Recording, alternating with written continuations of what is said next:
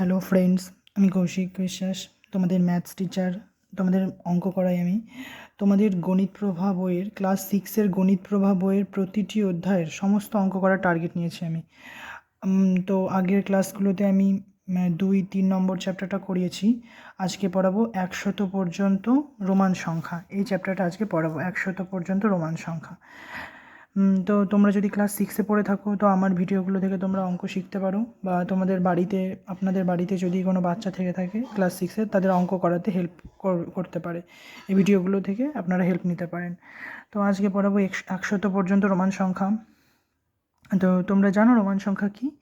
ওই যে আমরা 1 2 3 4 লেখার ক্ষেত্রে 1 2 3 4 এরকম ব্যবহার করি না, ওইগুলো হচ্ছে এক থেকে। এই যে একটা দাগ, দুটো দাগ, তিনটে দাগ, একের পর 5 মানে ভি লিখি, এরকম করি না, ওইগুলো হচ্ছে রোমান সংখ্যা। তো রোমান সংখ্যা লেখার কয়েকটা নিয়ম আছে। নিয়মগুলো কীরকম?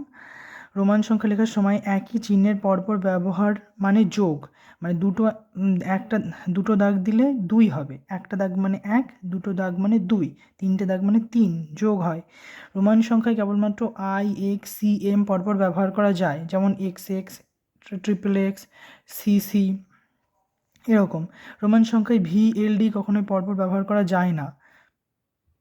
রোমান সংখ্যা লেখার সময় কোনো চিহ্ন 3বারের বেশি ব্যবহার করা যায় না। এই যে এরকম কিছু নিয়ম আছে, এই নিয়মগুলো তোমরা অবশ্যই দেখবে। আর আমি তোমাদেরকে 1 থেকে 100 পর্যন্ত লেখা শিখিয়ে দেবো, লিখে দেখাবো। তোমরা ভিডিওটা পজ করে সেগুলো একটু দেখে নেবে, লিখে নেবে, বা নিজে নিজে প্র্যাকটিস করবে, মিলিয়ে নেবে। যাই হোক, দেখো পরেরটা কী বলছে। রোমান সংখ্যা লেখা বড় সংখ্যার চিহ্নের বাঁদিকে ছোট সংখ্যার চিহ্ন থাকলে ছোট সংখ্যা সবসময় বড় সংখ্যা থেকে বিয়োগ হবে। যেমন IV যদি থাকে, ভি মানে 5, তাহলে I মানে হচ্ছে 5 - 1, 5 - 1 = 4। রোমান পদ্ধতিতে VLD কখনোই বড় কোনো সংখ্যার বাম দিকে বসানো যাবে না, অর্থাৎ VLD কখনোই বিয়োগ হবে না। I শুধুমাত্র V এবং X থেকে বিয়োগ হবে, X শুধুমাত্র LCM থেকে বিয়োগ হবে, C কেবলমাত্র D এবং M থেকে বিয়োগ হবে। এই যে এরকম কিছু নিয়ম আছে। নিয়মগুলো তোমরা একবার বই থেকে দেখে নেবে। নিয়মগুলো যাই হোক দেখে নিলে, কিন্তু আমি এখন 1 থেকে 100 পর্যন্ত তোমাদেরকে রোমান সংখ্যাগুলো লিখে দেখাচ্ছি। এই যে লিখেছি আমি, এইগুলো তোমরা দেখো, তোমরা ভিডিওটা পজ করে একবার লিখে নিতে পারো, বা নিজে নিজে একবার লিখে মিলিয়ে নিতে পারো। আচ্ছা দেখো, 1 মানে আমরা কি রেখেছি? 1, তাই তো? 1কে আমরা একটা দাগ দিয়ে লিখি, 2কে আমরা দুটো দাগ দিয়ে লিখি, তাই তো? 2কে দুটো দাগ দিয়ে লিখি, 3কে তিনটে দাগ দিয়ে লিখি, 4কে একটা দাগ, তারপরে ভি দিয়ে লিখি, 5কে ভি দিয়ে লিখি, 6কে VI, 7কে VII, 8কে VIII, 9কে IX, 10কে X, সেরকমই 11কে XI, 12কে XII, 13কে XIII, 14কে XIV, 15কে XV, 16কে XVI, 17কে XVII, 18কে XVIII, 19কে XIX, তাই তো? 20কে XX, মানে একটা X মানে 10 আর দুটো X মানে 20, তাই তো?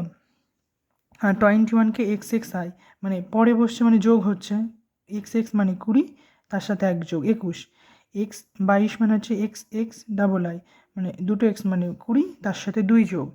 তারপরে হচ্ছে 23 মানে হচ্ছে XX মানে 20, তার সাথে 3 যোগ 23, XXIV 20, তার সাথে 4 যোগ 24, 20 তার সাথে 5 যোগ 25, 20 তার সাথে 6 যোগ 26, 20 তার সাথে 7 যোগ 27, 20 তার সাথে 8 যোগ 28। এরপর আমরা দেখব যে 29, XXIX 20, তার সাথে 9 যোগ 29, 20 তার সাথে 10 যোগ X মানে 10 মানে 30। আচ্ছা, এই এক্সটা 3বার পর্যন্ত লেখা যায়, কিন্তু 4বার পর্যন্ত লেখা যায় না। দেখো এই যে 3বার লিখেছি, কিন্তু এক্সটা 4বার লেখা যায় না, ওই জন্য এখানে এক্স মানে 4টে X না হয়ে XL হবে 40-এর ক্ষেত্রে। 3টে X মানে হচ্ছে 30। আচ্ছা, 3টে X আর তারপরে 1 লিখলে 31, মানে 30 তার সাথে 1 যোগ, 30 তার সাথে 2 যোগ, 30 তার সাথে 3 যোগ, 30 তার সাথে 4 যোগ, 30 তার সাথে 5 যোগ, 30 তার সাথে 6 যোগ, 30 তার সাথে 8 যোগ,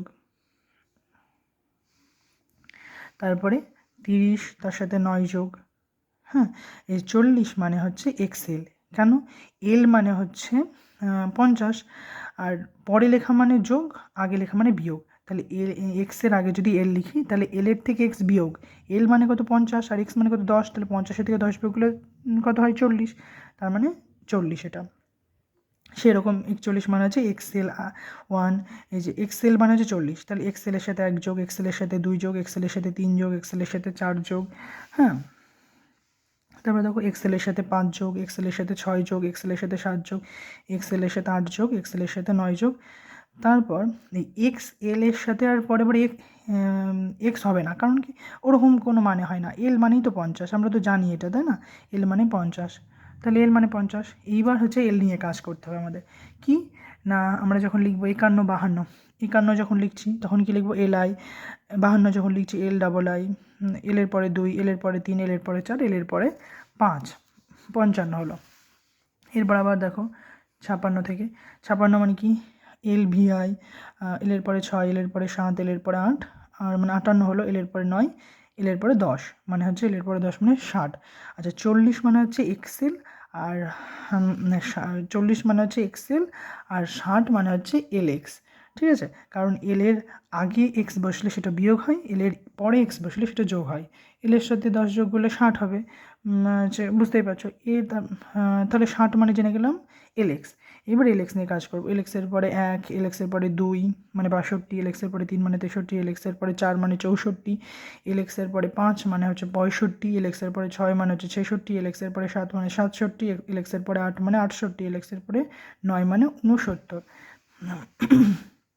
এরপরে দেখো এল এক্সের পরে এক্স মানে হচ্ছে 70, এল মানে হচ্ছে 50, তারপরে এক্স এক্স মানে 20, 50-এর সাথে 20 যোগ করলে 70। এবার আমরা এল এক্স এক্স নিয়ে কাজ করবো। এল এক্স এক্সের পরে 1 মানে হচ্ছে 71, তার সাথে 2 হলে 72, 3 হলে 73, 4 হলে 74, 5 হলো 75, 6 হলে 76, 7 হলে 77, 8 হলে 78, 9 হলে 79, আর এল ট্রিপল এক্স মানে হচ্ছে 80। এল মানে হচ্ছে 50, তারপরে 3টে এক্স আছে, 3টে এক্স মানে কি 30, তাহলে 50-এর সাথে 30 যোগ করলে কত হয়? 50-এর সাথে 30 যোগ করলে হয় 80। তাহলে এইভাবে আমরা পেলাম 80। এরপর আমরা বাকিগুলো দেখব। বাকিগুলো কি 81, হ্যাঁ আমরা পেয়ে গেছি এল ট্রিপল এক্স মানে হচ্ছে 80, তাহলে এল ট্রিপল এক্সের পরে 1 মানে হচ্ছে 81, এল ট্রিপল এক্সের পরে 2 মানে হচ্ছে 82, এল ট্রিপল এক্সের পর 3 মানে হচ্ছে 83, এল ট্রিপল এক্সের পর 4 মানে হচ্ছে 84, এল ট্রিপল এক্সের পর 5 মানে হচ্ছে 85, এল ট্রিপল এক্সের পর 6 মানে হচ্ছে 86, এল ট্রিপল এক্সের পর 7 মানে হচ্ছে 87, এল ট্রিপল এক্সের পর 8 মানে হচ্ছে 88, এল ট্রিপল এক্সের পর আই এক্স মানে হচ্ছে 89, আর এক্স সি। আচ্ছা যে বললাম না 4টে এক্স পরপর বসে না, ওই জন্য এল মানে 4টে এক্স হবে না। কী হবে? আমরা জানি সি মানে হচ্ছে 100, তাই জন্য 90 মানে হচ্ছে এক্স সি। সি এর এক ঘর আগে, মানে সি এর আগে এক্স বসেছে মানে কি সি এর থেকে এক্স বিয়োগ, সি মানে কত 100, 100 থেকে 10 বিয়োগ করলে কত হয় 90, তাহলে 90 মানে হচ্ছে এক্স সি। 91 মানে কি এক্সি 1, এক্সি 2 মানে হচ্ছে 92, এক্সি 3 মানে হচ্ছে 93, এক্সি 4 মানে হচ্ছে 94, এক্সি ভি মানে হচ্ছে 95, এক্সি ভি আই মানে 96, এক্সি ভি ডবল আই মানে 97, এক্সি ভি ট্রিপল আই মানে 98, এক্সি আই এক্স মানে 99। আর আমরা তো জানি সি মানে 100, তাহলে 100। তাহলে আমরা এইভাবে 1 থেকে 100 পর্যন্ত আমরা রোমান সংখ্যা শিখলাম, 1 থেকে 100 পর্যন্ত। এবার আমরা কি করব? এবার আমরা একটা কাজ করব, এই যে তোমাদের গণিত প্রভাব বইয়ের ক্লাস 6-এর যে কোষে দেখি 4 আছে, এই কোষে দেখি 4গুলো করার চেষ্টা করব। এগুলো তোমরা নিজে নিজে করবে, দিয়ে আমার সাথে মিলিয়ে নেবে, যেগুলোতে হবে না সেইগুলো। হ্যাঁ, দেখো প্রথমে করি। প্রথমগুলো কি আছে দেখো, আমরা প্রথমে দেখি কী আছে। প্রথমে আছে 7, 9, 14, তাই তো 7, 9, প্রথমে কয়েকটা লিখে নিই, 14, তারপরে কী আছে 25, 36, তাই তো 25, 36 এগুলো করি, তারপরে পরে আবার ওইগুলো করছি। তাহলে 7 মানে কি, আমরা এখনই কি শিখলাম? 7 মানে বলো, ভি মানে হচ্ছে 5, তাহলে 5-এর সাথে আরও 2, তাহলে ভি ডাবল আই, তাই তো ভি ডাবল আই মানে হচ্ছে 7, তাহলে লিখে বলো ভি ডাবল আই। 9 মানে কি, এক্স মানে 10, তাই তো, তাহলে আই এক্স মানে হচ্ছে 9। 14 মানে কি বলো, 14 মানে হচ্ছে এক্স মানে 10, তার সাথে 4 যোগ মানে আইভি যোগ, তার মানে 14। 25 কী হবে, এক্স এক্স মানে কি 20, এক্স এক্স মানে 20, 20-র সাথে 5 যোগ হবে মানে ভি, এক্স এক্স ভি।